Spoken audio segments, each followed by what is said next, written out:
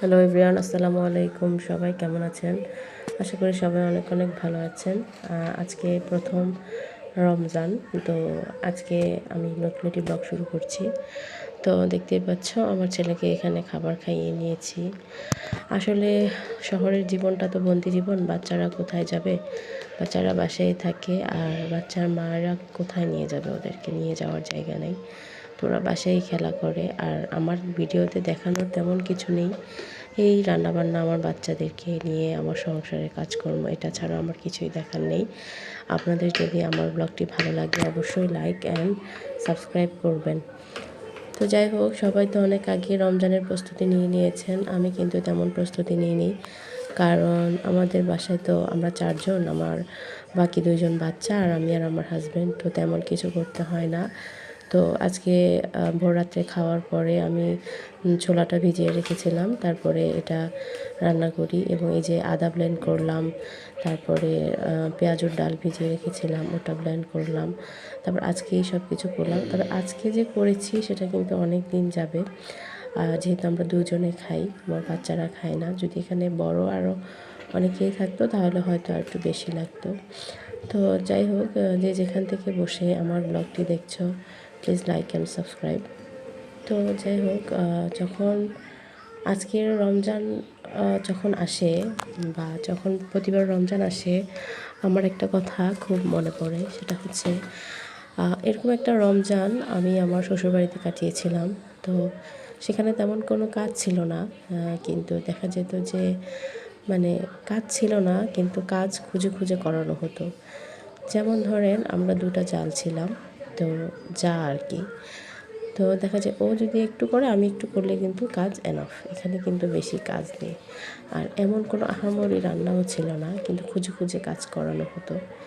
মানে আমি আমার শাশুড়ির কথা বলছি, এবং উনিও অনেক পারদর্শী। আসলে উনার মতন আমরা পারদর্শী হতে পারবো না।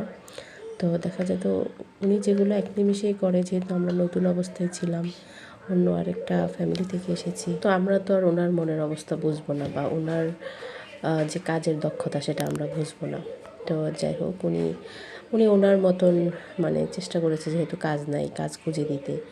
যেমন ধরেন এই যে আমি আজকে এগুলো ব্লেন্ড করলাম, উনি কিন্তু এইগুলো আমাদেরকে পাটায় বাটতে দিত, এবং সাথে দেখেন পেঁয়াজ, রসুন, আদা এগুলা কিন্তু ব্লেন্ড করে নিলেই হয়। উনি কিন্তু প্রত্যেক দিন একটু একটু করে আমাদেরকে দিয়ে পেঁয়াজ, রসুন, তারপর একটা কাঁচামরিচ এরকম বাটতে দিতেন। জানি না উনি কেন এটা এরকম করতে দিতেন, সেটা কি আমরা কাজ করার জন্য বলতেন নাকি অভিজ্ঞতা অর্জনের জন্য বলতেন। তবে যাই হোক, এটা ওনার ইচ্ছা, ওনার ভালো লেগেছে, উনি করেছেন। উনি মুরব্বী মানুষ।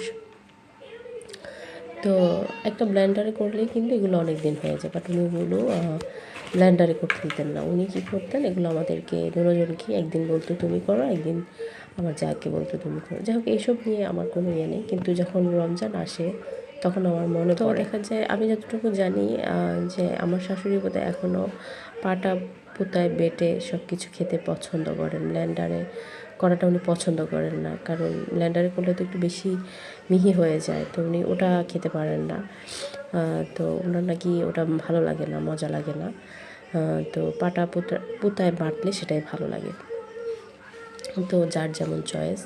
এখনও আমরা যখন যাই শ্বশুরবাড়িতে, মানে আমি যখন যাই, তখন দেখা যায় অনেক কিছু বাটতে দেয়, তখন আমার খুব কষ্ট হয়। কষ্ট হলেও কিছু করার নাই, যেখানে যে পরিস্থিতি সেভাবে চলতে হবে। আর আমার হাজব্যান্ড কখনোই মানে আমার ওয়াইফ এটা পারছে না, এটা কেন করছে, এগুলো নিয়ে কখনো প্রতিবাদ করেন না, এবং ওনার এগুলো নিয়ে করার ইচ্ছাও নেই। ওনার কথা হচ্ছে আমার ভাত খাওয়া আমি খাবো, আমার চলা দরকার আমি চলবো। কে কোথায় গিয়েছে, কে কোথায় খাচ্ছে, কে কোথায় খাচ্ছে না, এটা আমার দেখার বিষয় না। কার সাথে কে ঝগড়া বাঁধছে, আমি, আমার মা, আমরা, আমার ফ্যামিলি, আমরা ভালো থাকতে পারলে হয়েছে। তো তো সব মানুষ তো আর একরকম না, উনি অন্যরকম আর কি। আবার আমার যে ভাসুর, উনি আবার উল্টাপাল্টা কথা পছন্দ করেন না। মানে কেউ তার ওয়াইফ সম্পর্কে উল্টাপাল্টা কথা বলবে, বা কেউ ঝগড়া করবে, কেউ খোঁচা দিয়ে কথা বলবে, এগুলো উনি একদম অ্যালাউ করে না। সেটা বিয়ের ফার্স্ট থেকেই, একদম প্রথম থেকেই।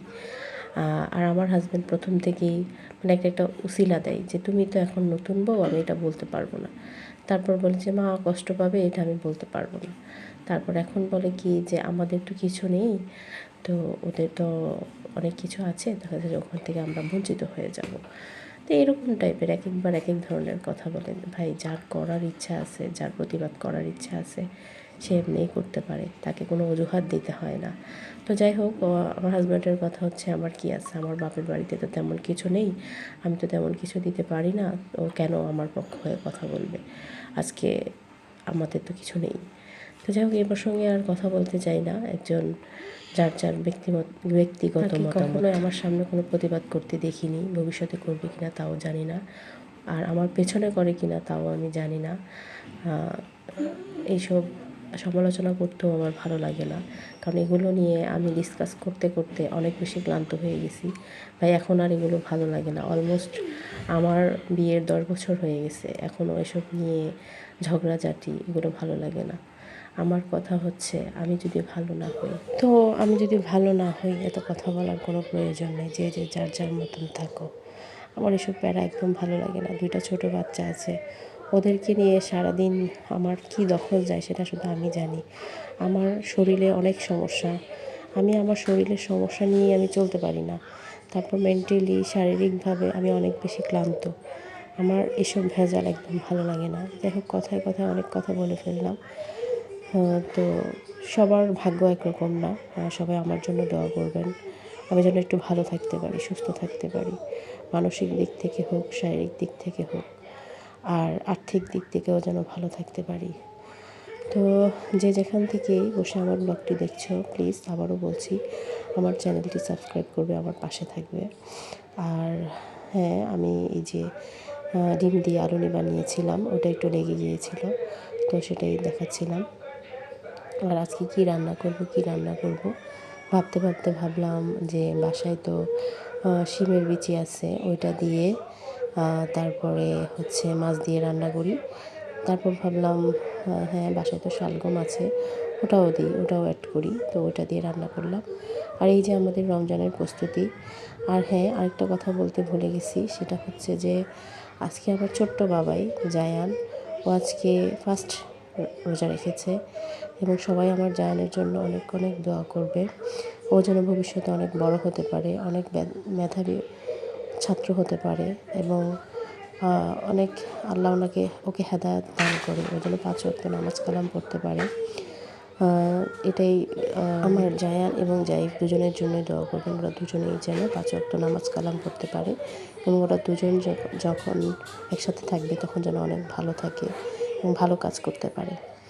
তো যাই হোক, বিকালের টাইমটা তো অনেক প্যারার মধ্যে কাটে রান্না বান্না নিয়ে, আর রাতে তারাবি নামাজ থাকে, বাচ্চাকে পড়ানো থাকে, ওদেরকে খাওয়ানোর কাজ থাকে। বাচ্চার মায়েদের কাজ গুণে করা যায় না, এটা অসংখ্য কাজ থাকে যেটা বলার মতো না, এবং আই থিঙ্ক যাদের বাসায় বাচ্চা আছে তারা সবাই জানে। তো যাই হোক, এখানে ওর বাবা টক দই এনেছে, টক দই আনতে বলেছিলাম, আমি চিড়া দিয়ে খাবো, তো আজকে খাইনি, আমি কালকে থেকে খাবো। আর এখানে আখের রস এনেছে, সেটাই দেখাচ্ছিলাম, আর এত মিষ্টি আখের রসটা কি বলবো। আর এখানে দেখছিলাম যে আনারস এনেছে। তো যে যেখান থেকে দেখছো, সবাই ভালো থেকো, সুস্থ থেকো, আল্লাহ হাফিজ।